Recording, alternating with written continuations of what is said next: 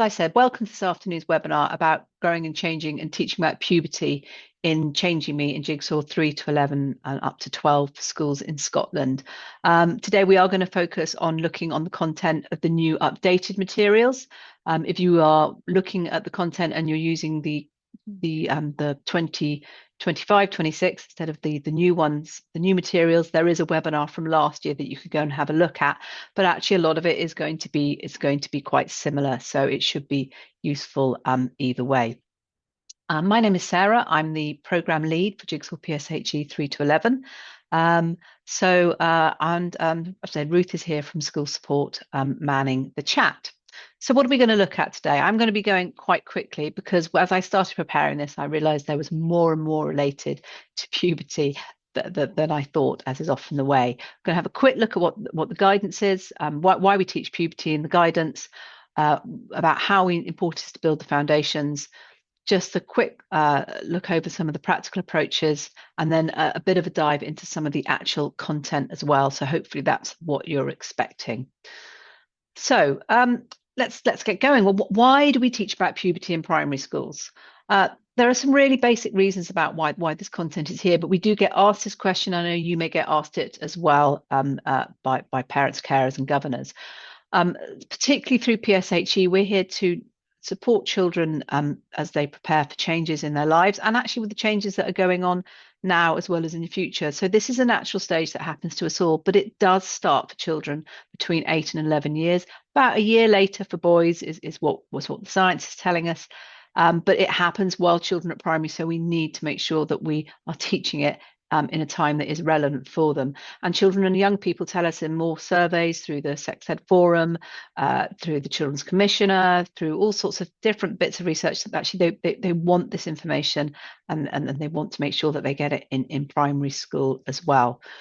We also want to make sure that we provide equal access. The great thing about statutory guidance on these is it does ensure a certain benchmark, a certain basic level that all children and young people in our schools will have to accurate and age-appropriate information.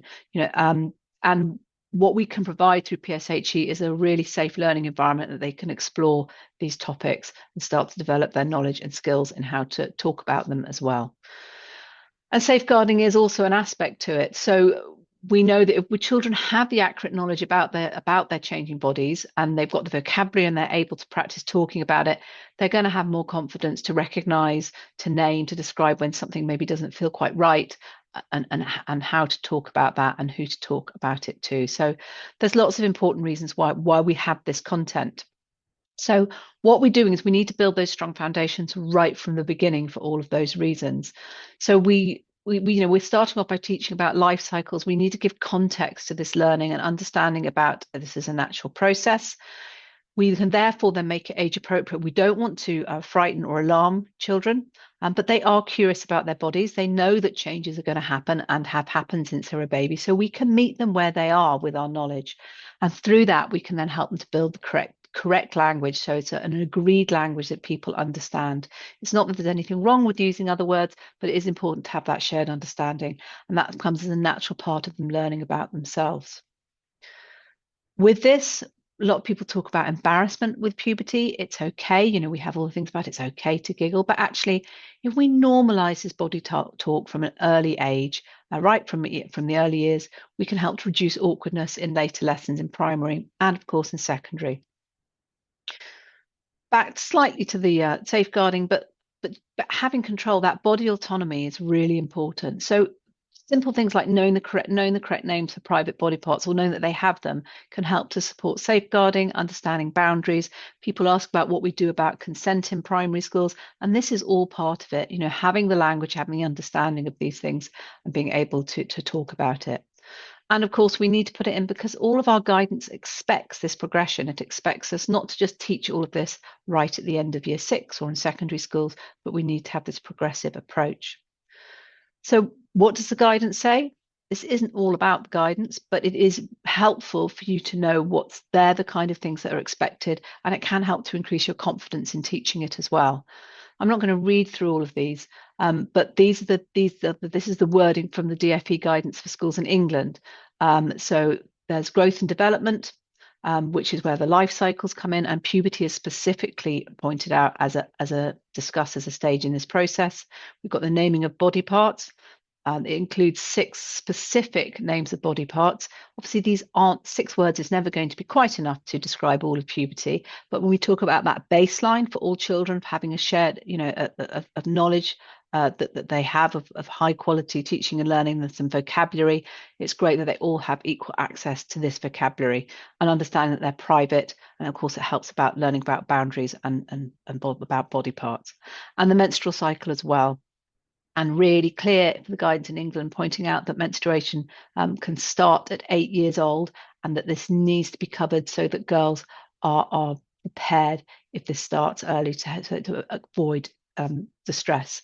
So that's really interesting to see that that's so specific, but that's not all we're talking about with puberty. So these are just 4 of many examples of where else it comes in. So right at the bottom there, personal hygiene. Of course, this as we go through puberty, how we deal with personal hygiene in our bodies is going to change. So that comes into it for the health protection strands. And the other health protection strand, how we recognize early signs of physical illness or unexplained changes. If we don't explain to children what are the natural changes that they should expect, how can they know what are unexplained changes and when they need to be worried or who they can go to if they've got questions? And then again, we've got aspects about how to seek support, including if you're worried about health and general well-being, about the scale of emotions, about, and we know with puberty, we've all got all those changes of emotions. And also it's threaded through relationships. I'm not going to go through every country's guidance, but in Wales as well, we've got these 3 strands in the guidance. Most of it comes into sexual health and well-being. But of course, it comes into relationships, identity and empowerment and safety. And you've got phase 1. Again, we've got terminology for body parts, life cycles, bodies changing and growing, hygiene, and understanding your own body. And then as we go into phase 2, we've got reproductive organs, menstrual health. I love this, how people experience significant physical, emotional, social, and cognitive changes during puberty. There's a lot in there to unpack. And again, we've got the self-care, hygiene, menstrual well-being, about the things, the extrinsic things that might affect the way we feel about ourselves and our bodies, and also that physical attraction as we grow. So there's a lot there in that statutory guidance. So what does this look like in Jigsaw? We've got our spiral curriculum, and you can track the knowledge in that last column in the changing me aspect there. And for example, something on life cycles, as you look through, you might see content around developing bodies where we're building those foundation skills in key stage 1, and actually right from the early years about how we've changed, that cycles in nature, and then how babies grow and change is developed in lower key stage 2 in years 3 and year 4, about those different physical changes and how we can manage those, who we can talk to. And then as we approach year 5 and year 6, we've got much more detail about puberty, and it moves on to dealing with things like romantic relationships as well. So there's a lot that we can do to build it, as I say, in that age appropriate way. One of the things that you've got to help you as well, if you've been to some of our webinars, you've heard lots of this before, so I won't spend too much time on it. But I just do want to come back to that Jigsaw charter. It really is important for safe learning environment, and revisiting it is key. And you will see, certainly, I think in year 5 and year 6, possibly in year 4, we've suggested you might want to talk to the pupils in your class about adding some extra rules. You'll see on there, it's okay to giggle, it's okay not to know, and we use correct names for body parts. So it's certainly something that you can discuss and adapt as is appropriate for your class. Things like we've got the distancing techniques in the whole class and small group activities are really important. The scripting that we have as well about the use of the third person, what might someone do rather than what might you do, can really help children to feel safe and explore some of these topics. So that outline script can help you prepare for those questions. And looking at those lesson plans, asking colleagues, you don't need to know everything. You don't have to answer every question, but that planning is designed to scaffold the learning, and it has got lots of time so that you can respond carefully and respectfully and make changes for your class. When teaching puberty, a lot of you I know will be very confident, but it's okay to make changes. Some people look at it and think, I'm just going to stick to exactly what's there. But think about who is in your class and how you might want to make changes. So you might want to use how you might use different things in your class to adapt the teaching. So you might encourage the use of a question box, a post box, for children to put questions in so you can prepare. You might decide to use different ones of the resources that are suggested or to edit them. You might, it's deciding which of the animations you might use. We'll come back to that. How we may say put children, have a whole class discussion. It might be more suitable to have a group discussion. So for these lessons, really think about what your pupils need. And remember that pupil voice isn't just about surveys and what school councils say. The responses that children may give you at the beginning of a lesson or the beginning of a puzzle can be a really useful guide about what it is that they've got worries about, what is it, where are they asking the most questions, and what you might need to do to adapt it. And that's for all pupils. But there's also the SEND aspect too. So liaising with your Senko to make sure the content is accessible. On the subject of that, we know that a lot of children with special educational needs may be more vulnerable to some of the difficulties that come in puberty, in adolescence. So having, but puberty is going to happen to all these children. So it's really important that they're able to access this learning and they're part of this. And I would argue in a shared way, understanding this is something that's happening to all their peers together as well. So there's adaptive teaching strategies can be really helpful. You might want to prepare pupils in advance for sensitive topics. You might show them, pre-teach them vocabulary or content. But those that jigsaw lesson structure, that consistency and those routines will be really supportive for learning. Again, making sure that you've got clear and accurate language throughout is also a really key part of this. So what's useful for these children with children in your class that may have these additional needs is going to actually be supportive for all the children in your class as well, especially things like not making assumptions about what children know in topics like puberty. So most of the content, I'm going to come onto the content, changing me. There is a lot in relationships about changing relationships, but I think we're talking more today about maybe the really specific puberty content. But Healthy Me, there's quite a bit about hygiene and taking responsibility there as well. And there's a little bit in Jigsaw Plus. So that's where most of the content is. And there's a lot of progression. I already said, things like life cycles, but there's a lot of that in early years and year 3 and year 4. And then we sort of move away from that a little bit more as we get older, get to the older year groups. But things like growing up and change and coping with change are constant threads that are going throughout and are revisited in a slightly different age appropriate way each way. So building on previous knowledge that's in there. And there are lots of ways. We've got some webinars on the portal if you will about from last year, which the content is the same about how to tackle tricky questions. So you go back and have a look at that, talk about that as a staff. I'm not really focusing on it today, but I just want to. I know that people get worried about it in topics like this, but being prepared and being confident about what's in the lesson and really reading it through before you start and knowing the aims of the lesson is a really key point to start with. And please do go back and look at that webinar from last year because that may be helpful for you. So let's look at what we've got. These boxes with the blue and the coral color at the top are what's taken directly from that snapshot document, so sort of the knowledge that goes in Changing Me for each year group. And you'll see that straight from early years, from 3 to 4 years content, you've got, for example, a lesson there on growing up. So this all feeds into that. We've got content, got the story of the hungry caterpillar, about growing bigger, asking children to talk about changes that they see and linking those to nature. And we've got lovely pictures that children can sort and put in order changes in nature and specifically life changes for people as well. So there's all of that aspect that comes in right from the beginning.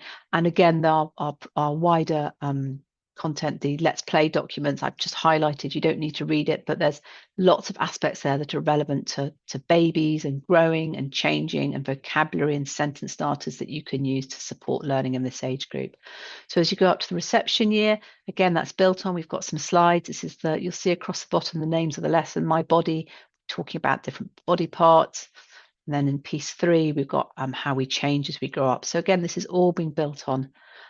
So once children get into year 1, we're looking at life cycles, and we're starting to build on those learning intentions, the knowledge based and the social and emotional based, and that vocabulary that will support as well all the way through.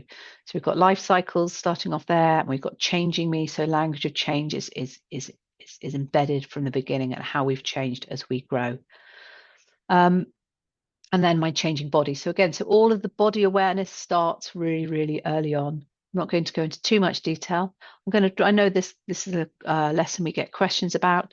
So in year 1, for 5 to 6 years, and in year 2 as well, I'll show you in a minute, 6 to 7 years, we do start introducing that language for external genitalia, the body parts, right from an early age. So some schools may make adaptations on that, but most of our schools do include this, and it's really positively received. And it's really important that we feel it's really important that children are aware of this for safeguarding reasons, and because they are curious, and all we are doing is giving the correct names to these body parts. Quick note on language, because this lesson is called Boys and Girls Bodies, and we may get questions about it. It's really important that we meet children where they are in these lessons. So whilst we introduce scientific language, you'll see that it's boys and girls bodies, but in the key vocab there, we've got male and female as well. So there is no scientific word for a young male or female, so we use girls and boys because this is what we expect most children this age, the vocabulary that they will understand and feel comfortable with. As children approach puberty, it's really important that they understand the changes that will happen to their bodies, that they understand the difference between a female body and a male body, and as they start to learn more about puberty as they progress through the school, they understand the changes that will happen to their body. So we try and meet them where they are with the vocabulary we use, but of course you can look at that and decide what's best to use in your classes. So in this lesson, there's the body parts, that we've got the diagrams of children with different skin tones, so that children know that whatever your skin tone, if you're a girl, you will have which body parts you'll have, and then if you are a boy, they're not very detailed diagrams for this age group. But those skin tones it is important for them to see that different representation, and then you can cut up and use the pictures to decide they're male or female or both. And again, if you don't want to use those ones, you could use different ones. You can make those adaptations as you go. So again, in year 2, we've got looking at growing and the change. This is from piece 3, the changing me. And again, we're starting to introduce language of growth of baby, toddler, child, and teenager. And lots of language around the feelings that we might have as we change and grow as well. So we've put more of that in this year that you will see. And again, as I said, we revisit very similar that lesson, so revisiting learning and from the previous year group as well. So this means that when we get to 7 to 8 years, when we get to year 3, we can start to build on that a little bit more specific vocabulary about growing up. So again, and why is it that those changes happen? Why do our bodies change as we get older? And it's so that we can make babies, and looking at how our body changes on the outside. And you will see for some of the lessons, we actually even put key specific emotion vocabulary in there as well. We have still got some text in blue, which is just a little bit of a wake up to the teacher. Just check this against your school policy. We know this is a topic area where schools do make more changes to the content of vocabulary use and possibly in other ones as well. So that's what the blue means, that just for you to check. And as you know, you can go in and you can change your teacher notes. You can put new images on the slides, if you want to, or you can decide how you're going to do that in discussions. You can make adaptations as appropriate. If you want to see all of the vocabulary, just a quick note on this, the progression of skills document is the document which is a Word document with all of the content, the descriptions of all the puzzles. And for changing me, this is the first page of it. For example, it has all of the vocabulary. So if you want to see what the vocabulary is, you can have a look at that document and see it all in one place. And we've got that, it's got that for every puzzle. So changing me is right at the end there.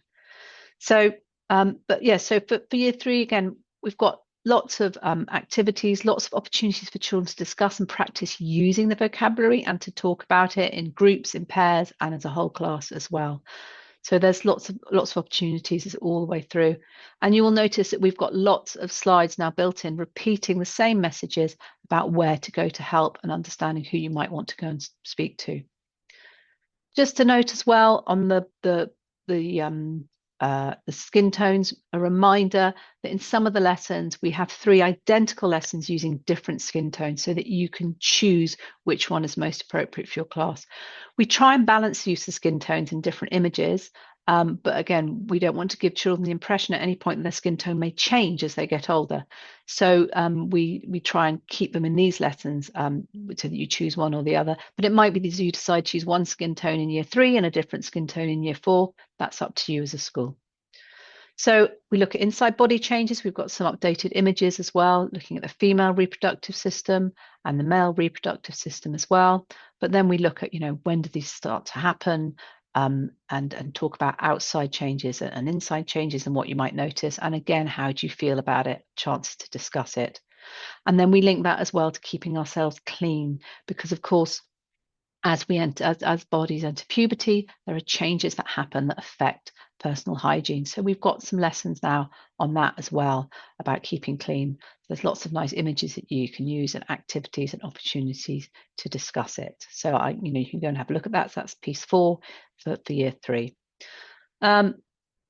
Again, remember the ask me this questions throughout. They're there to help you scaffold learning, to help you question, to see where children are, but you can choose which ones you use and make adaptations to what you say. When we reach year 4, we have a really clear focus on menstruation, building what was there the previous year. A natural aspect of growing up is reinforced through that. And again, as part of, just a reminder that this is something puberty is happening to girls and boys, and then we focus in on menstruation. And we would encourage you to, we give you a script that you can use, but we would encourage you to go and use the animations for the menstrual cycle. We don't build them in, so you don't just click on a slide and they don't come up intentionally, because we know that schools want to use different versions of them. And what we don't want you to do is to accidentally use something which your school's decided you don't want to. But there is a link to the animation section from the teacher notes in that lessons and from the teacher prep pages.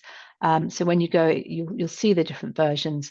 And for example, the menstrual cycle, there's one version which has got text subtitles on it, which you could read out and children could read. Or there's a version which doesn't have any words at all. So if you don't like our wording and you want to adapt it, which is absolutely fine, you can use your own wording, and you can stop and pause it and discuss it as you go. We then build on that as being part of a family, because it's talking about life cycles and support as we grow.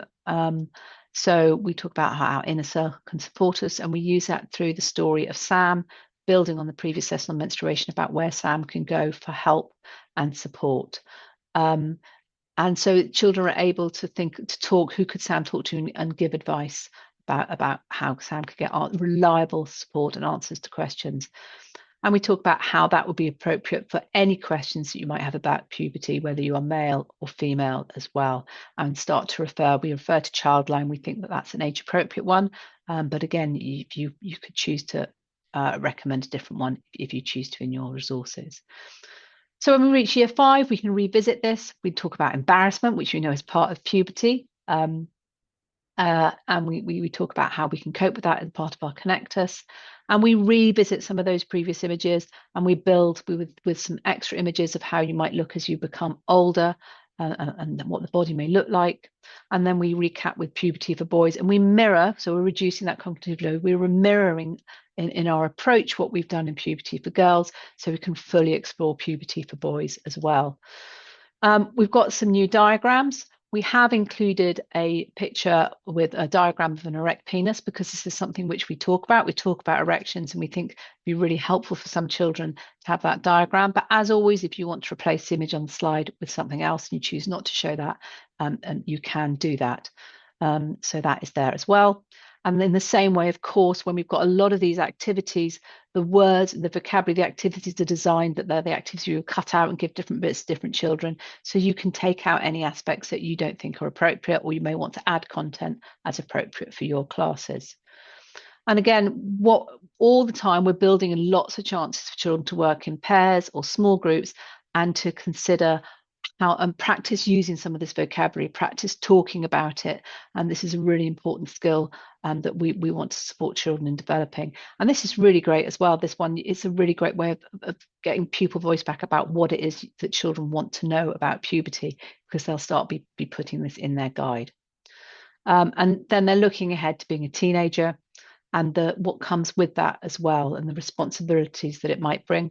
But we're also starting to look at media influences. What are the extrinsic influences that are having an effect on self-image and how children feel about themselves as they go through puberty? And people are asking about misogyny in social media.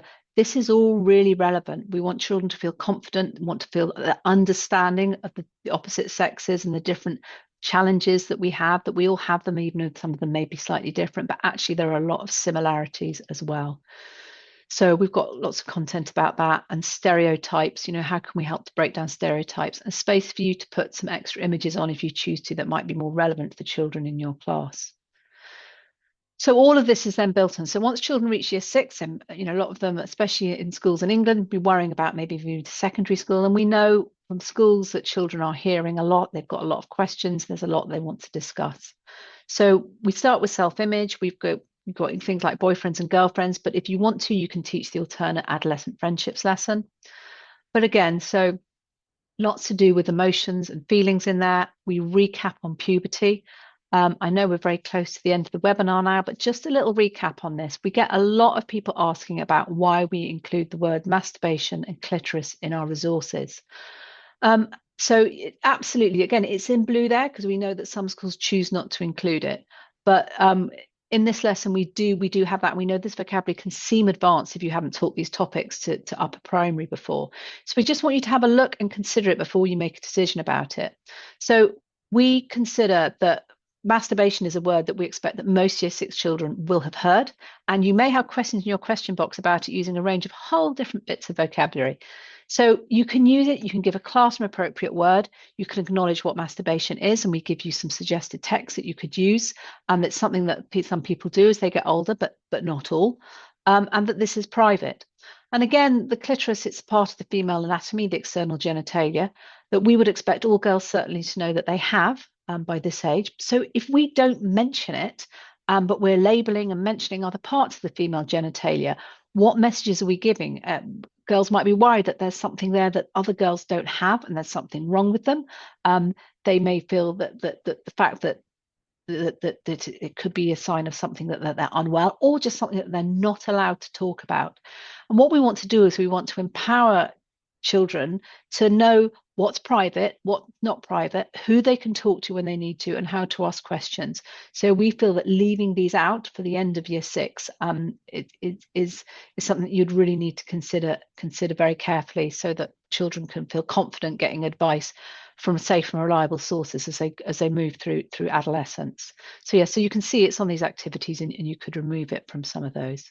So again, yes. Just on the term masturbation, we've had a question from a teacher where they have a year 5 parent who's concerned about that term due to their religion because they're Muslim, and they teach, they're saying that they teach their children not to touch their private parts, and she doesn't want their child to be part of that lesson.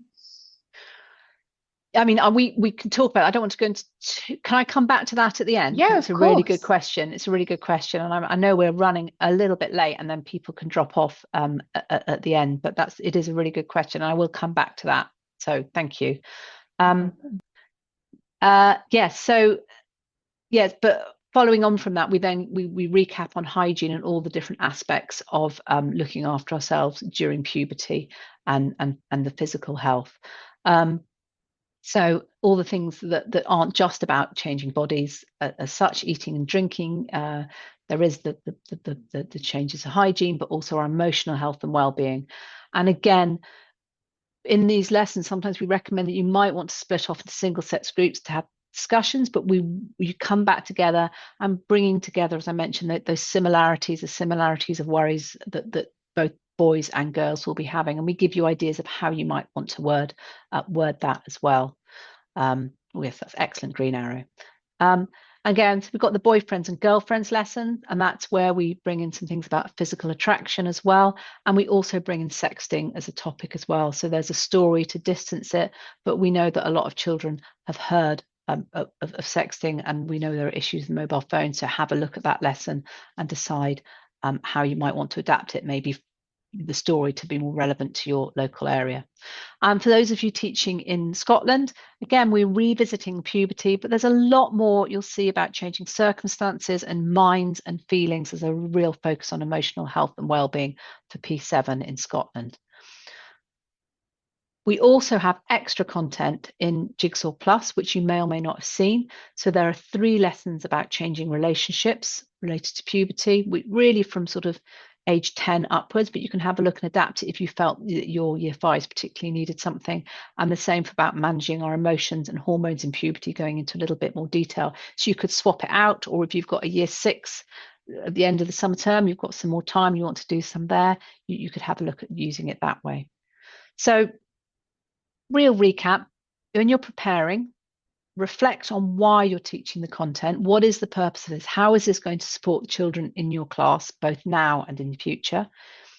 We have really detailed teacher notes. We don't expect you to read every word, but they're there to help you to prepare and pick and choose what you think is most appropriate. Sometimes there's even choices of activities. Do review your charter and think about what questions you may get. But remember, you don't have to answer everything. You can, it's really important to acknowledge every question, but you don't have to answer it there on the spot. Think about what's relevant. Answer in some way, but you don't necessarily have, if it was geography or maths and somebody asked you something way beyond what you're talking about, you wouldn't necessarily answer it. So just have that same confidence when teaching these lessons, and communicate with parents and carers about what you're teaching, which I know a lot of you already are, and from that question. I've absolutely raced through. So because I know that we said it would be finishing after half an hour, and I've just gone over. So, but I am really here to stay on for questions, which is, and I don't know how many questions have come up. So I will come back to that individual question at the moment. But as I said, we've got other content on the portal as well from last year. So, and you can always get in touch with us and ask specific questions. We get lots and lots of questions about this puzzle, as we do all of them. And we're always happy to answer those questions as they come in. So I am going to take this slide down, work out how to do it so I can then see what's coming up. And right. Thank you, Ruth. Do you want, so shall I just, I'll let you, is there anything else that's come up in the chat that's similar, or are they all different? There hasn't. There were a couple of questions that I've answered just with the links. Of course you have. Which is absolutely fine. And I've popped in some links if anybody needs them to what Sarah was talking about throughout the webinar. So Helen asked the question about the year 5 parent concerned about the term masturbation. Yeah, I mean, I don't think it's in the year 5 lesson. I think it's maybe in year 5 and in year 6. Even I know a lot about materials, can't remember exactly where everything is in every lesson off the top of my head. I mean, it is up to you as a school, and we do have some schools, as I said, that choose not to include that content. That's absolutely your choice. So it's having a looking at the wording, and it's whether you, if you want to include that content, it's whether you might want to reach a compromise on the wording. We are not telling children that this is something that they should be doing. As I said, it's explaining this is something that some people do and some people don't. We would expect that all year 6, not all, but many year 6 children may have heard about it, and they are about to go on to secondary school in England. So, it may, we feel that it's useful for them to know what it is from a safe and reliable source. And there might be a compromise you can come to the wording by saying, this is, you may have heard this word, this is what it means, but, we know that there may be different views on it.